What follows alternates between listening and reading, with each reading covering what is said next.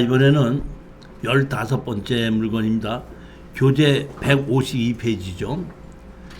이제 건물은 매각채외, 토지만 매각입니다.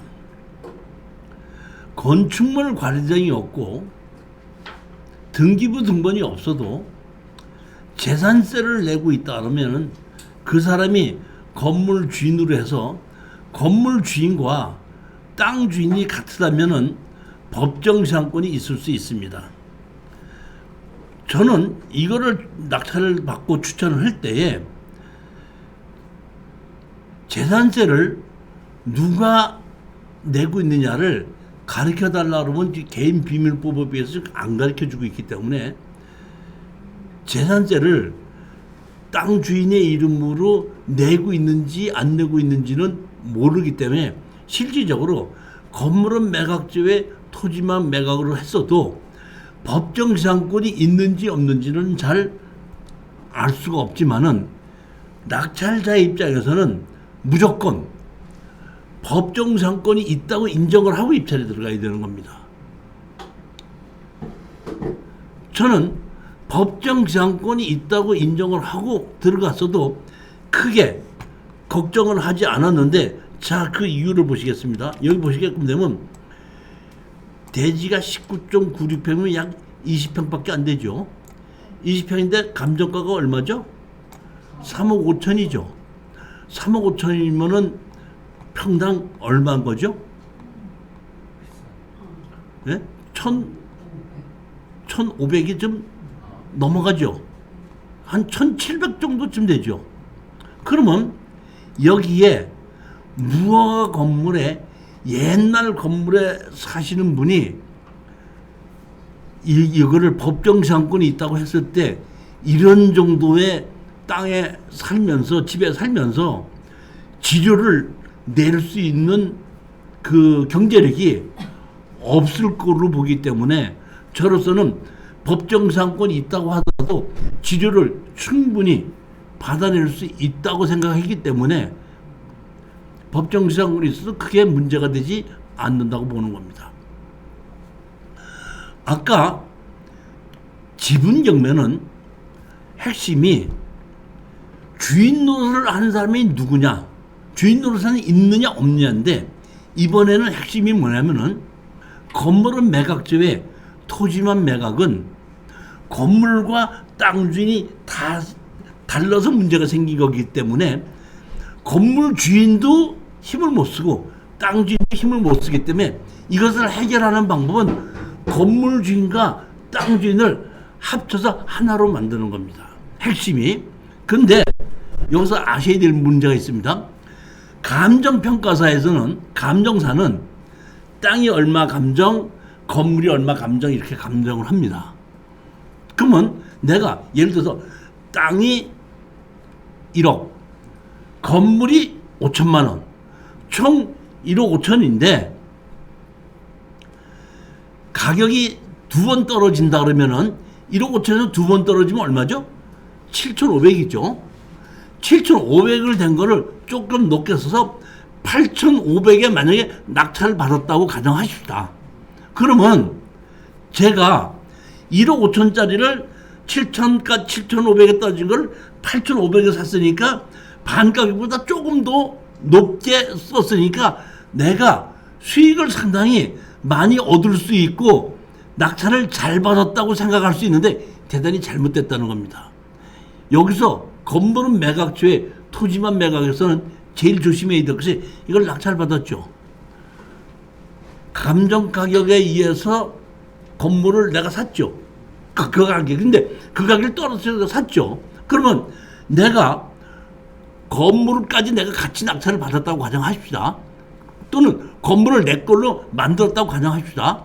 그때 내가 팔으려고 공인중개한테 가면은 제일 먼저 땅이 몇 평이죠? 물어봅니다. 그러놓고 땅이 몇 평이라고 하면 번지수를 가지고 제일 먼저 자기가 보는 게 뭐냐면 용도 지역이 1종 일반 주거지역이냐, 2종 일반 주거지역이냐, 준주거지역이냐, 계획관리지역 그거 보거든요. 그렇게 하고 건물은 보지 않고 내가 팔아달라고 얘기하면은 아, 그 땅이 200평이니까 얼마에 팔아들 수 있습니다. 이렇게 얘기합니다. 그럼 제가 건물은요 이렇게 얘기하지 않습니까? 그럼 공인중개사들이 우리가 이런 것을 매매할 때는 건물 가격은 치지 않습니다 이렇게 얘기를 하거든요. 일반 주택인 경우에 마진이 남지 않는 이유가 건물 가격을 감정을 하고 땅 가격을 감정을 해서 합쳐서 반 가격에 샀는데 건물 가격이 감정이 많이 됐을 때는 팔을 때는 건물 가격이 빠지고 땅 가격만 팔기 때문에 조심해야 된다는 겁니다.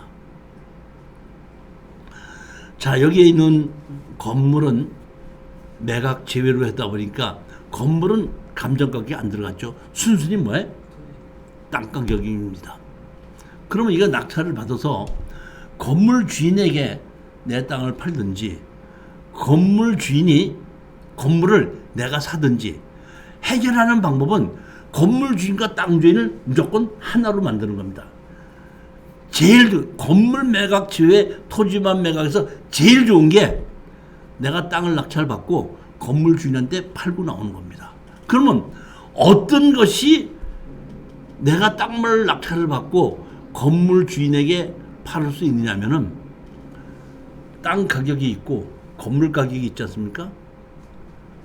땅 가격보다 건물이 상당히 좋을 때, 가격을 터칠 때는 건물 주인이 땅을 포기하지 않고 땅을 다시 삽니다.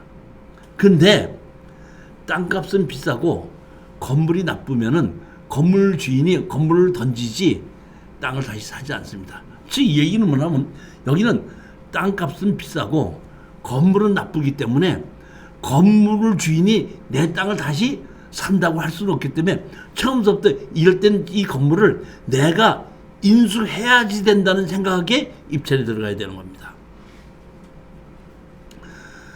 낙찰을 받고 제가 예전에는 현장을 가서 현장에 있는 사람을 만나보고 협상을 할 것인지 합의를 할 것인지를 결정을 했는데 제가 오랫동안 경험을 하다 보니까 소송을 해놓고 합의를 하는 것이 더 빠르고 소송을 해놨기 때문에 합의금이 높아집니다.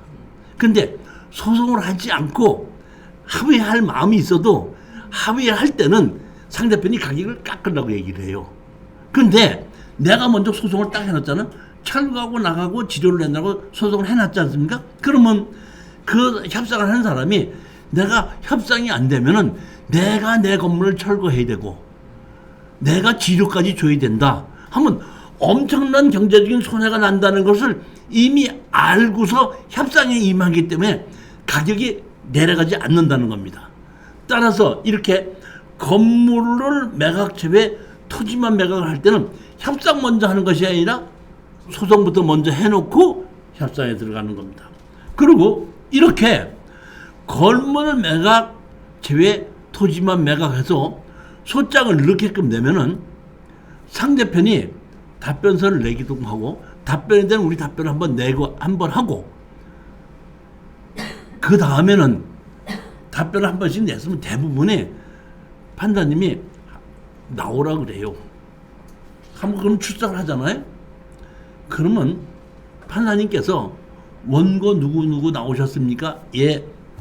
피고 누구 나오셨습니까? 예. 하면은 답변서 낸 거 읽어보지도 얘기도 안 하고 이 사건은 건물 주인과 땅 주인이 달라서 생긴 사건으로서 조정을 하겠습니다. 조정 몇 월 며칠 날 괜찮겠습니까? 그래서 조정을 바로 넘깁니다.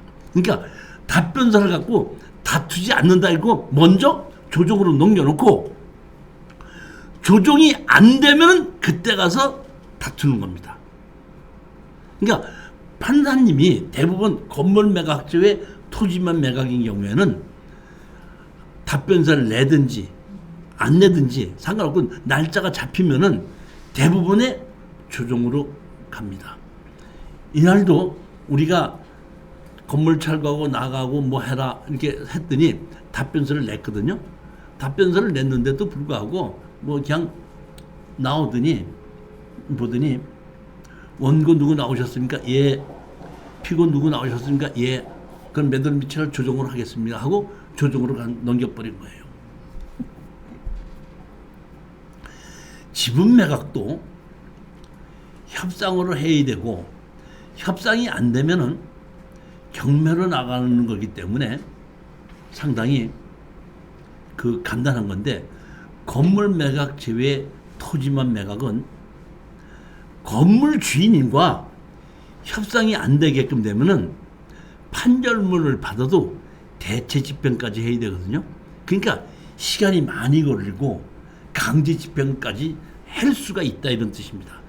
즉, 이 얘기는 우리가 협상을 해야 된 당사자가 법리를 잘 알고 이해가 상식적이 있는 사람 같으면 빨리 해결이 되고, 고집불통인 사람 만나게끔 되면 강제 집행까지 가야 되기 때문에 부동산이 좋으냐 나쁘냐는 보다는 상대편을 협상을 해야 되는 사람이 어떤 사람이냐에 따라서 결과가 많이 달라집니다. 지분 경매는 주인 노릇을 하는 사람이 있느냐 없느냐가 핵심인 거고, 이번 거는 법정 시한권이 있느냐 없느냐는 별로 중요하지 않고 상대편이 어느 정도의 법률이 상식이 있느냐 없느냐에 따라서 달라집니다. 여기에 첫 사례는 여기에 있는 그 사시는 분은 상당히 상식이 있는 분으로 아주 좋으신 분인데, 제가 제일 먼저 놀란 게 뭐냐면 이게 5천만 원의 전세 보증금이 있었죠. 근저당 설정보다 어떻게 한다? 조금 5월 16일이면 근저당 설정보다 이게 조금 늦었죠. 늦기는 했는데 여기 보면은 우리가 낙찰을 받아가지고 현장에 갔을 때는 이 주인이 이 5천만 원 다 해줘가지고 없더라고요. 이미 그 사람이 해결했다는 뜻입니다. 그리고 답변서를 주고 받았는데 조정실에 갔습니다. 조정실에 갔더니 이 조정에 나온 이분이 뭐라고 얘기하냐면은, 내가 사업을 하다 좀 실패를 해서 손해를 봤습니다. 돈이 없습니다. 그리고 여기 우리가 치료 청구를 했더니 치료 감정하라서 치료까지 다 나왔습니다. 치료를 이제 달라고 이걸 한 거죠. 그냥 우리가 왔더니 뭐라고 얘기하냐면은, 내가 남의 땅에 건물을 갖고 있기 때문에 치료를 줘야 된다는 것도 알고 있습니다. 그리고 내가 철거해야 된다는 것도 알고 있습니다. 그렇지만 내가 현재 가지고 있는 돈이 없습니다. 현금이. 그렇기 때문에 내가 할 수 있는 방법은 내가 나가야지 되는데 아직 갑자기 이렇게 어려워져 갖고 나갈 곳을 마련하지 못했습니다. 그러면서 그분이 이제 조정실에서 얘기하는 겁니다. 나를 6개월만 더 시간을 주면은 내가 나갈 곳을 마련을 하고 제가 6개월 후에 나가도록 하고, 내가 여태까지 치료와 살았던 치료와 6개월까지 더 사는 치료는 내가 돈이 없기 때문에 현금으로 드릴 돈은 없고 건물을 드리겠습니다. 이런 식으로 제안을 한 거예요. 그분이. 우리는 자, 그 제안을 마다할 필요가 없어요. 왜 그렇죠? 제가 항상 얘기하는 게 뭐냐면, 마른 수건은 아무리 짜봐야 물 한 방울 안 나온다 그랬죠. 이분이 돈이 없다 그랬죠. 그냥 돈이 없다 보니까 6개월만 더 살게 해달라. 그리고 건물을 주겠다. 있는 거 다 주겠다 이런 얘기야. 나 현금 없으니까 내가 갖고 있는 거는 무허가 건물밖에 없다. 그냥 무허가 건물 줄 테니까 6개월만 더 살게 해달라. 그걸 마다할 이유가 없고, 그걸 안 된다고 해봐야 우리한테 이득될 게 하나도 없습니다. 그러니까 우리 같이 갔던 낙찰받던 수강생한테 무조건 오케이 하자. 근데 무조건 오케이가 아니라 조정을 해도 안 지킬 수 있죠. 6개월 후에 나가겠다고 안 나가면 어떡할 거예요.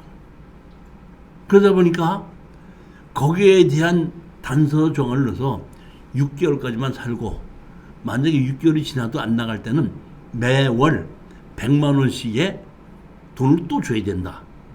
사건을 또 하나 다른 겁니다. 그렇게 해가지고 조정으로서 끝이 나고 6개월 동안 살게끔 했죠. 6개월 되니까 나갈 줄 알았더니 5개월 지나서 연락이 왔습니다. 진짜 죄송한데 내가 나갈 때를 준비하려고 해도 도저히 준비가 안 돼서 다음 달에 나가지 못하게끔 됐으니까 한 3, 4개월만 조금만 더 밀어주시면 안 됩니까? 이 얘기를 뭐냐면 안 나가겠다는 게 아니라 못 나간다는 얘기고, 전화를 했다는 얘기는 100만 원씩 안 내고도 어떻게 저는 한 3, 4개월만 더 살게 해달라 이런 얘기 아니에요. 그래서 우리 낙찰받은 수강생이 나한테 연락이 왔더라. 어떻게 하면 좋겠냐 그러길래, 그러면은 그 3개월 안에 더 안 나갈 때는 이제 우리 건물에 대한 것을 강제 집행 하겠다. 거기에 대해 동의한다 그러면은 3개월을 더 살게끔 해주고, 만약에 그때락도 안 한다 그러면 강제 집행으로 해서 우리가 이행을 하겠도 좋겠냐 했더니 좋다 하는 말로만 얘기하고, 말로만 얘기를 하고 그럼 그대로 살아라 해갖고 3개월을 더 살고 나니까 그 사람이 이제 나가는 겁니다. 자, 나가면 우리는 이거를 무허가 건물과 땅을 제3자한테 팔아야 되죠. 그러면 나가는 거를 우리가 돈 주고 산 거죠. 현금으로 주지 않았지만 쥐려갖고 우리 산 거 아니에요. 그러면 우리가 제3자한테다가 이 건물을 내 걸로 만들어야지 공인중개사가 팔아주겠죠. 내가 만약에 여러분들한테 공인중개사한테 가서 내가 땅이 하나가 있는데 그 건물이 무허가 건물입니다. 그런데 무허가 건물이 내 겁니다. 그러니까 땅 팔 때 같이 팔아주십시오 하면은 공인중개사가 제일 먼저 물어보는 게 재산세 내고 있습니까? 물어봅니다. 재산세 내 이름으로 내고 있습니다. 하면은 팔아줍니다. 그러면 거기서 계약서를 쓸 때에 그 땅에다가 그 위에 있는 건물까지 같이 해서 땅은 얼마로 한다, 건물을 얼마로 한다고 계약서 같이 써서 하면 됩니다. 자, 그렇게 해서 약 9개월 만에 건물을 넘겨받으면서 제가 이렇게 뒷마무리를 한 겁니다. 자, 보십시오. 법에 보면 우리는 뭐가 있냐면 부동산 거래 신고 등에 관한 법률이 있죠. 정의, 이 법에서 사용하는 용어의 뜻은 다음과 같다. 부동산이란 토지 또는 건축물을 말한다. 여기서 얘기는 무허가 건물이든지 등기부등본이 없든지 건축물 관리장이 없든지는 상관하지 않습니다.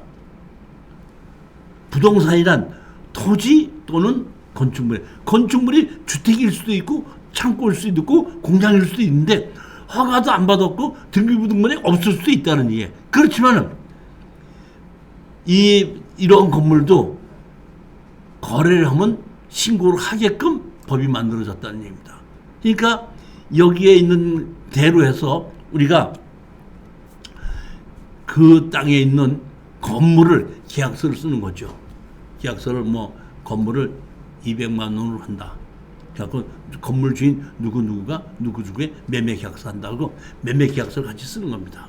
그러면 매매 계약서를 쓰고 이 매매 계약서를 가지고 동대문구 제기동인가 동대문 구청에 가면 부동산 실거래 신고하는 데가 있습니다. 그럼 부동산 실거래 신고를 하러 왔다 하게끔 되면 건물을 가지고 매매를 하게끔 되면 건물이 있는 토지를 매매하게 하게끔 되면 취득세가 1.1%죠. 그럼 예를 들어서 제가 건물을 200만 원에 계약서 썼지 않습니까? 200만 원에 계약서 쓰면은 22,000원이죠. 22,000원이잖아요. 그러면 제가 실거래가 신고하게끔 되면 거기 구청에서 실거래가 담당자가 1.1% 해가지고 취등록세 내게끔 고지서를 끊어줍니다. 그럼 고지서를 끊어가지고 그 옆에 은행에다 내고 오라 그래요. 그럼 가서 제가 22,000원을 내고 오지 않습니까? 그래서 영수증을 주면은 그때부터는 그것이 등기부 등본은 없어도 등기부 등본이 뭐냐면은 건물에 관한 여러 가지 권리를 증명하는 거죠.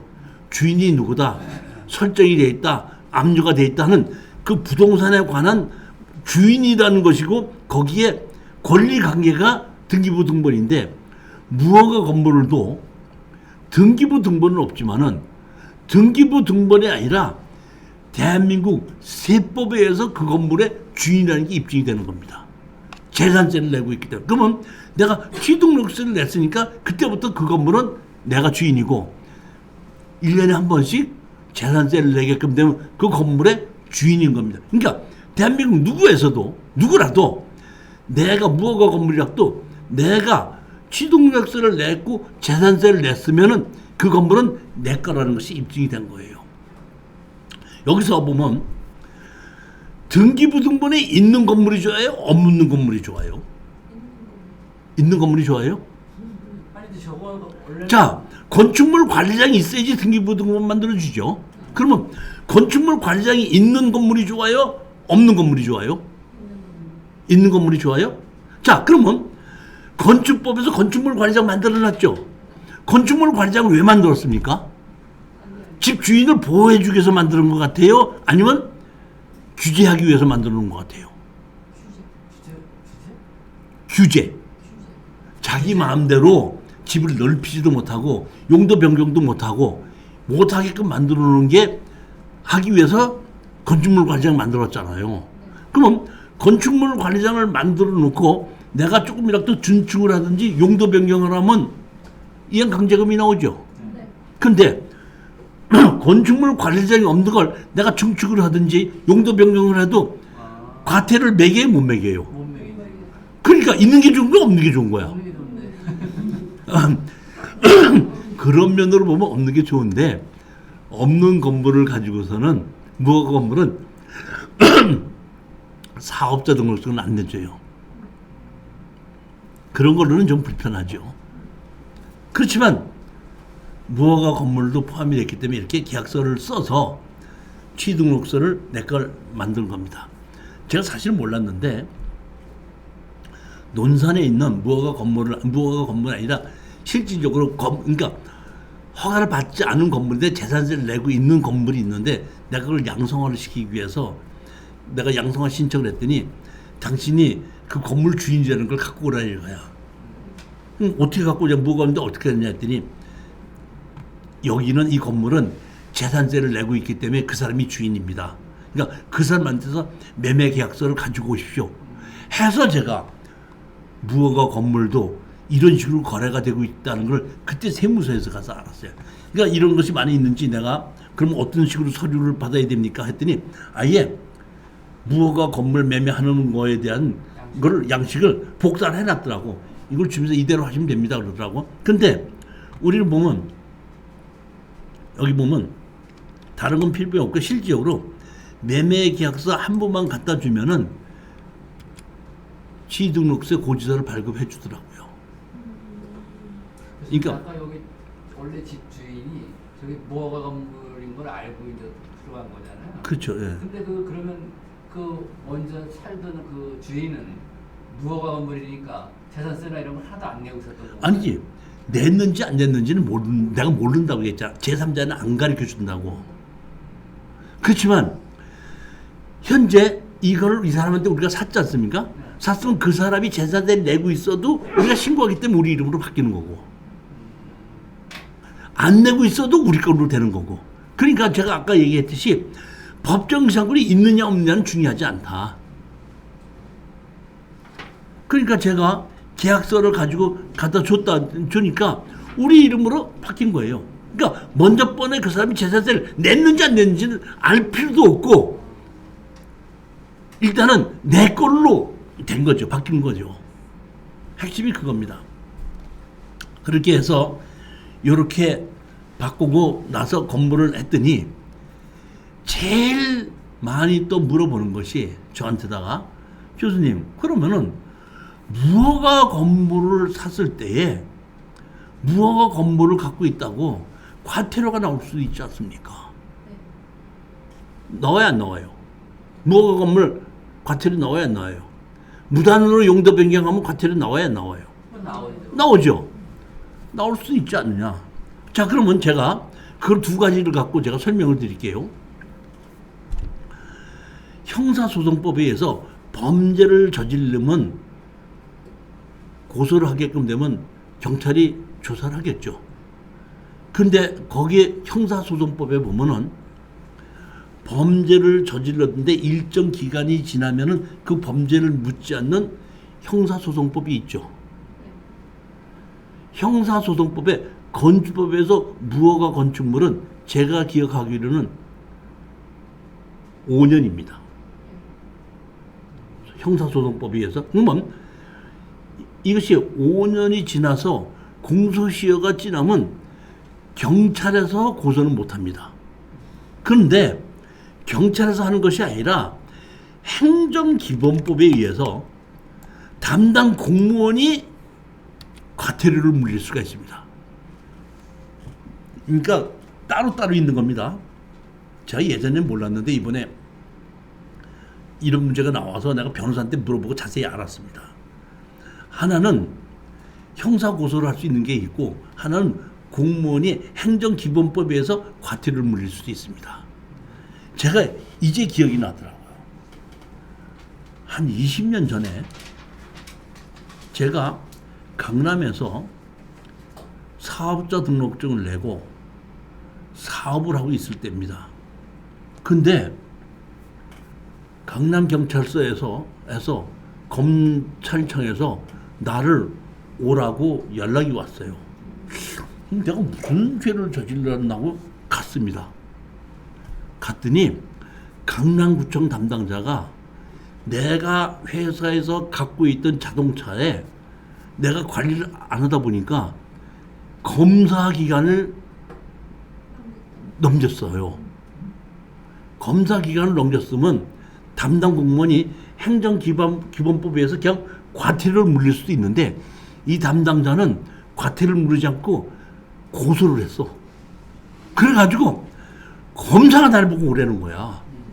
가서 내가 무슨 죄를 저질렀다고 갔더니 당신 왜 오늘 와서 이렇게 불렀냐면 당신 자동차 회사에 갖고 있는데 당신 대표이사인데 여기 보면은 자동차 그거 검사 안 받았네요. 여기 그 강남구청 담당자가 당신 고소를 했습니다.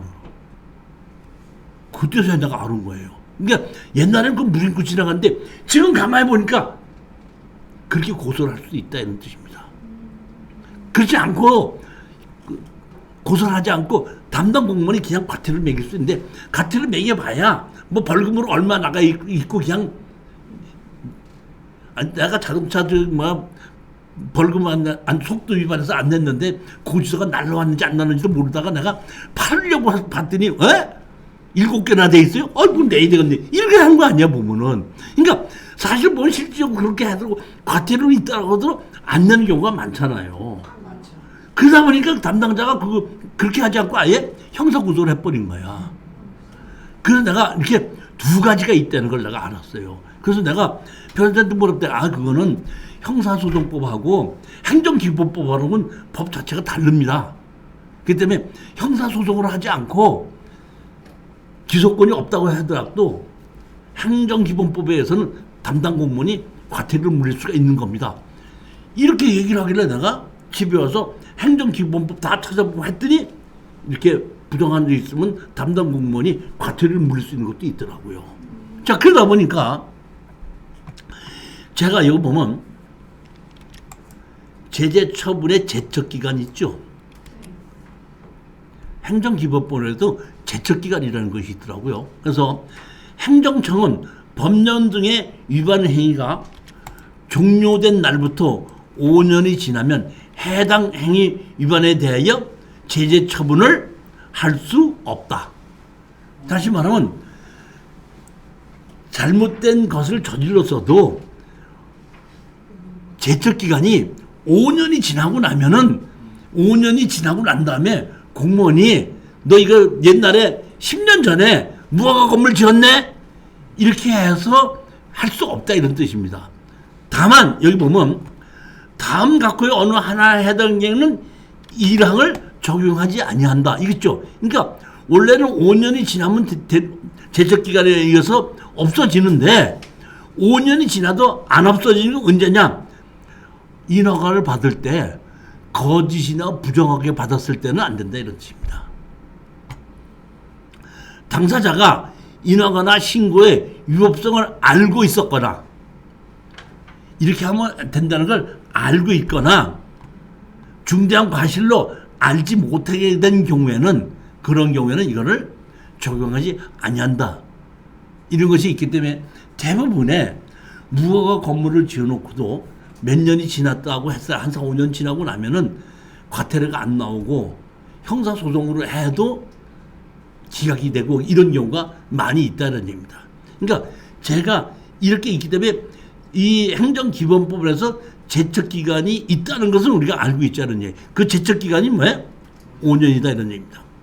그렇기 때문에 무허가 건물을 갖고 있어도 공소시효가 지나면은 형사고소 못하는 거고 행정기본법에 의해서 제척기간이 지났을 때도 과태료를 내지 않는다.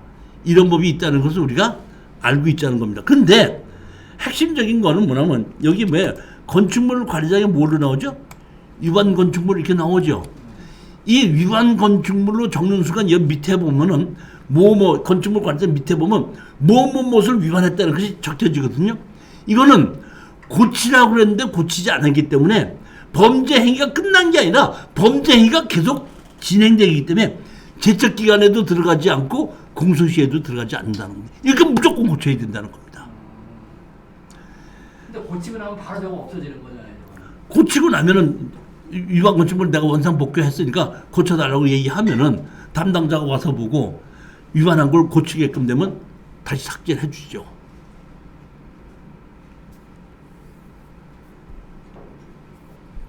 무슨 얘기인지 우리 이사장님도 이거 알고 계셨죠?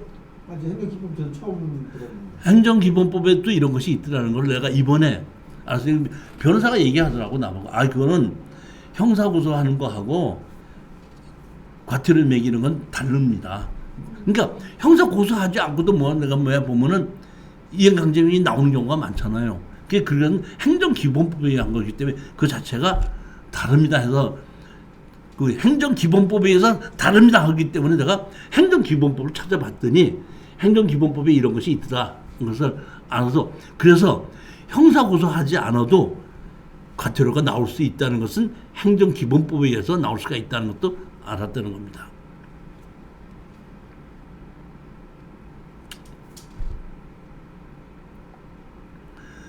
자 이번에는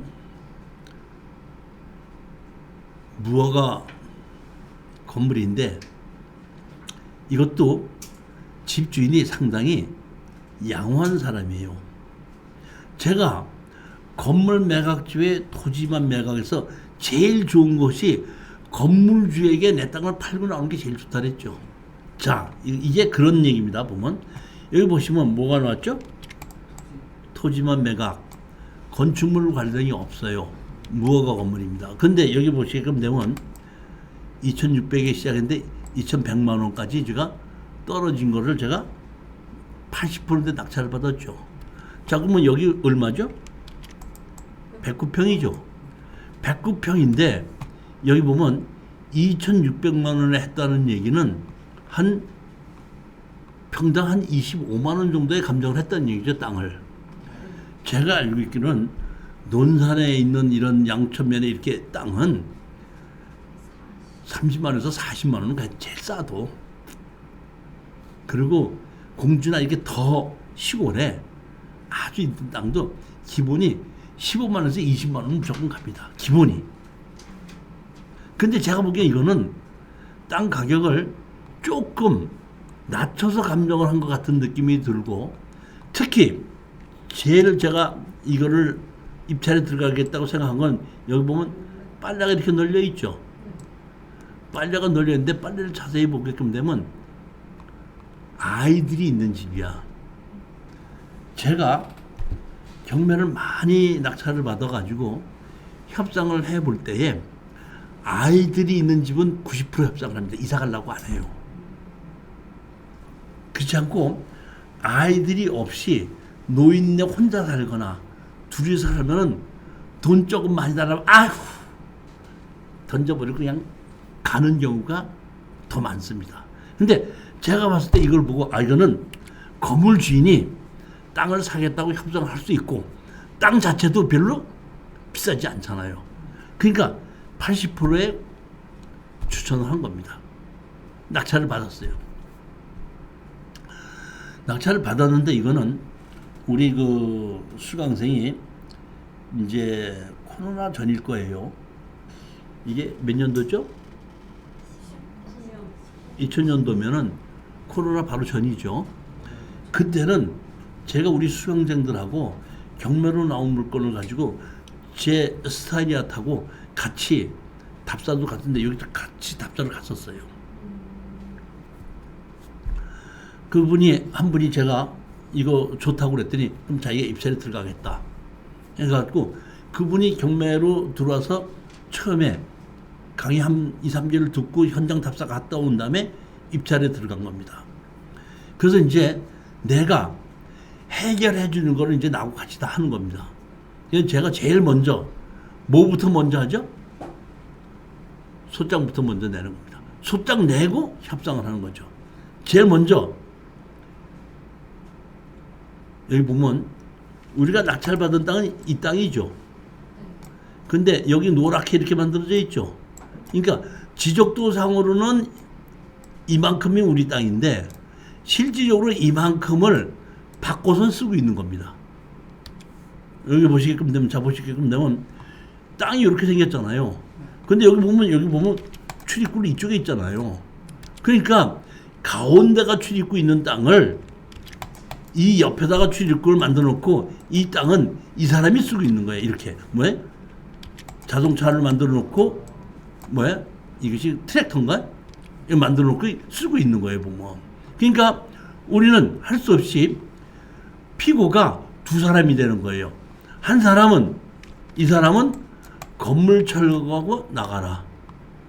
또 한 사람은 우리 도로를 있는 물건을 치우고 도로 내놔라.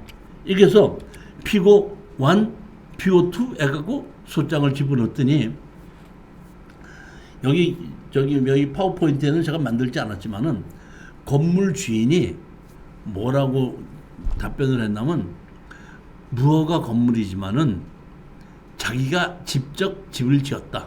건설업자를 시켜서. 그렇기 때문에 건물 주인과 땅 주인이 같았다. 그러니까 법정상권은 있다.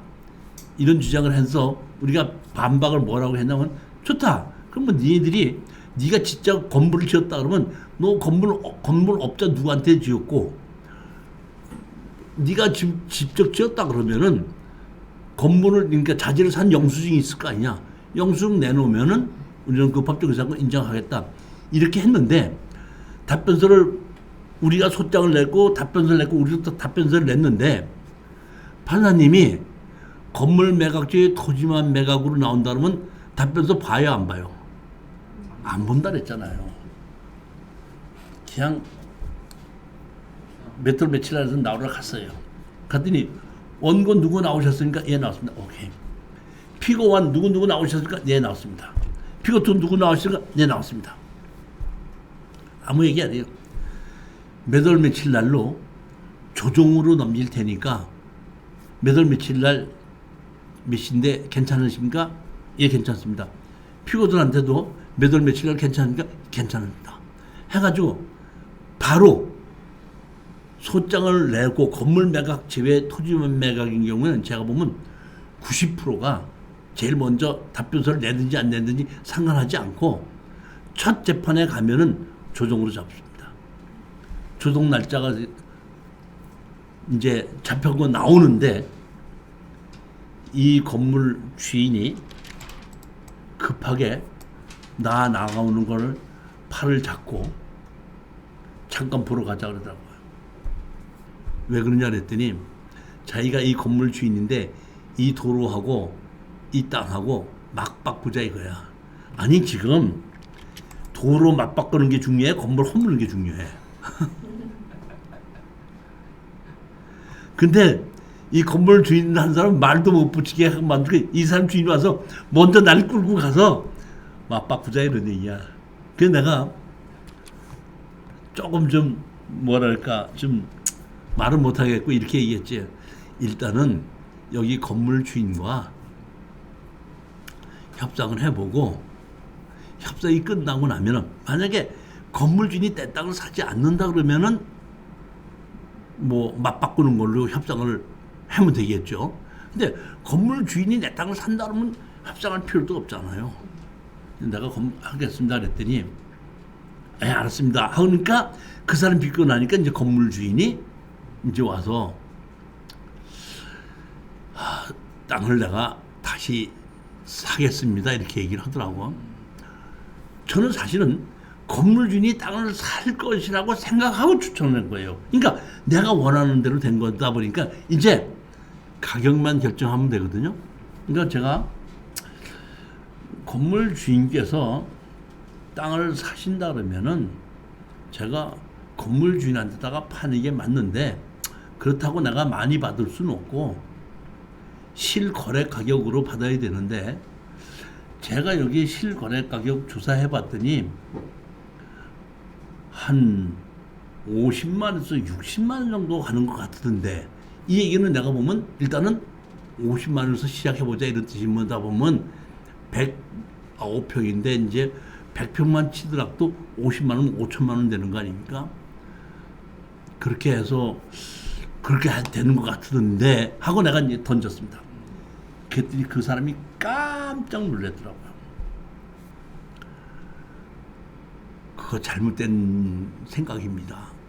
뭔데요? 왜 그랬더니 여기 아무리 비싸도 이 동네 가격은 30만원에서 40만원밖에 안 갑니다. 내 생각대로 딱 들어맞은 거예요. 자 보십시오. 우리가 얼마에 낙찰을 받았죠? 2200. 그러면 2200원 낙찰 받았으면 우리는 20만 원꼴에 받은 거 아니에요. 근데 집으로 30만 원에서 35만 원 간다는 거 아니에요. 그럼 중간 잡아서 35만 원만 받는다고 하더라도 우리 목적은 달성하는 거 아니에요. 그래서 더 이상 따지지 않고 그러면은 나는 50만 원에서 60만 원으로 알고 있는데 조정 날짜까지 기한이 있으니까 좀 더 명확하게 조사를 해보고 실거래하는 가격 정도로 내가 팔겠다. 그랬더니 뭐 그렇게만 해주신다면 감사합니다. 하고 이제 끝나서 이제 오는데 우리 낙찰받은 수강생이 여자분이거든요. 여자분인데 이분이 그 딸이 있는데 딸이 변호사더라고. 그러니까 이거 소장을 낼 때 내가 법무사한테 맡기라 했더니 딸이 자기가 써줄까 하더라도 아 싫다. 그냥 이교수가 얘기한 대로 법무사한테 맡겼는데 법무사한테 맡겼고 소장을 냈고 그다음에 나하고 같이 가서 참석을 했고 그다음에 이제 조정에 이제 참석을 해야 되잖아요. 그랬더니 나보고 내가 무슨 이거를 큰 돈을 벌으려고 이걸 했겠습니까? 특수 경매를 어떻게 하는 것인지 제가 공부를 하고 싶어서 이렇게 낙찰을 받았고 교수님한테 한번 다 해봐서 이제 배웠습니다. 충분히 내가 이해를 했으니까 다음번 조정에는 안 나오셔도 됩니다. 제가 알아서 하겠습니다. 이렇게 얘기를 해서 그러면 그렇게 하십시오 해갖고 다음번에 조정에 나가서 얘기했는 모양이더라고. 그래서 내가 얼마에 팔았냐 했더니 그냥 깎아달라 해서 깎아줘서 팔았습니다. 이래 했던 얘기는 3천만 원을 받았어도 2,200 우리 낙찰을 받았으니까 한 7, 800원 버는 거잖아요. 조금 욕심을 낸다 그랬으면 한 3,500 정도 받으면 1,000여만 원 이상을 수익으로 올 수 있는 건데 그 여자분이 이거 갖고 돈 벌려고 한 것이 아니라 어떻게 하는 것인지 좀 알려고 한 겁니다. 이렇게 얘기한 겁니다. 제가 여기 앞에는 두 개는 성공한 사례인데 뒤에 두 개는 건물 매각지에 토지만 매각해서 실패한 사례인데, 실패했다는 것은 건물을 내 걸로 만드는 과정 중에서 판사님한테 판결을 받았는데도 자기가 철거하고 나가고 치료를 줘라 해서 판결을 받았는데도 철거도 안 하고 치료를 내지도 않아서 할 수 없이 우리가 법원에다가 강제 집행을 하는 겁니다. 그러니까 다시 말하면 수익은 올렸지만은 시간이 많이 걸리고 이런 걸 보고 대체 집행이라는 거거든요. 그러니까 다음번에 오시면은 제가 이렇게 합의를 하지 않고 끝까지 버티는 사람들에게 대체 집행은 어떻게 하는 거다 하는 것을 다음번 마지막 시간에 이제 강의를 하고, 그 다음번에 하는 것이 뭐냐면 선순위 가처분이 있어요. 선순위 가처분이 있다 보니까 우리가 인수인데 선순위 가처분을 등기부등본에서 말소를 했던 사례. 그 다음에 낙찰을 받은 것을 프랜카드를 걸고 유치권을 행사하고 있었던 것이 있었습니다. 그러니까 우리가 낙찰을 받고 나서 거기 근처에 가지도 못하게끔 했을 거를 우리가 낙찰을 받아갖고 소송을 해서 유치권을 우리가 깨트린 사례인데, 그 사람들도 유치권에 대해서 포기를 하지 않아서 3심까지 갔어요. 대법원까지. 그래서 3심까지 갔는데 거기에 유치권을 인정하지 않았던 이유가 있거든요. 판사님이. 그 이유를 제가 정확하게 설명을 드리고, 여러분들도 다른 때 유치권을 행하고 있는 것을 경매를 봤을 때에 판사님이 언제 유치권을 인정하지 않았는지 그 이유를, 판결문한 이유를 정확하게 보게끔 되면, 이런 것은 이제 유치권이 있다고 하더라도 해결할 수 있겠구나. 또 선순위, 가등기, 가처분, 이것이 있어도 내가 이런 경우에는 말소를 할 수 있겠구나. 핵심이. 그 다음에 끝까지 버티는 사람에게는 대체 집행이라는 걸 해서 어떤 식으로 해결할 수 있는지, 이 세 가지에 대해서 실전 사례로 말씀을 드리도록 하겠습니다. 오늘 제가 과목이 전부 다 특수경매가 4개잖아요. 제일 먼저 특수경매 입문이다. 그 다음에 소송경매, 그 다음에 부동산 소송 1, 2 이렇게 되는데, 오늘 특수경매 입문이다는 경우에는 지분경매에서 좋았던 거와 나빴던 사례, 건물 매각조에 토지만 매각해서 좋았던 사례와 나빴던 사례, 그 다음에 선순위 가처분을 말소한 사례, 그 다음에 유치권이 있던 것을 없앤 사례, 이렇게 해서 특수경매를 입문을 하기 위한 가장 원칙적인 좋았던 거와 나빴던 거, 어려웠던 걸 어떤 식으로 해결하는지만 설명을 드리는 거고, 나머지 소송경매나 부동산 소송이다, 완이다, 투다는 일반적으로 극과 극인 관계가 아니고, 이런 문제가 있었는데 상대편이 이런 식으로 해갖고 우리가 이런 식으로 해결했다 하는 보편적인 실전 사례를 가지고 설명을 드리도록 하겠습니다. 다음 달서부터는 오후 3시서부터는 특수경매를 강의하고, 저녁 7시서부터는 토지 개발을 가지고 강의인데, 토지 개발도 과목이 4개인데 맹지의 건축법상 도로 만들기, 농지 경매, 그 다음에 토지 개발 1, 토지 개발 2, 이렇게 해서 4개를 가지고 강의를 하도록 하겠습니다. 토지 개발은 법규에 의해서 내가 개발을 하든지 용도 변경을 하든지 설계 변경을 하든지 개발행위 허가를 받든지의 순수한 방법, 절차, 농지는 농지 취득 자격증명서 발급받는 거와 내용. 농지는 특수물건이라서 살 때부터 보유하고 팔 때까지의 법이 다 있습니다. 대부분 살 때만 법이 있는데 농지는 살 때도 법이 있고 보유했을 때의 법이 있고 팔 때의 법이 있습니다. 그렇기 때문에 이 농지에 관해서는 한 과목으로 한 달 4번을 다 해서 강의를 드리는 거고, 도로에 관한 것도 정말 여러 가지가 많기 때문에 이것도 사실은 4번 강의하는 것 같고 도로는 모자라요. 그 한 강의하는 거고, 토지개발 1, 토지개발 2 이렇게 해서 4과목을 가지고 6월 달서부터는 7시에 못 오시는 분은 동영상으로, 낮에는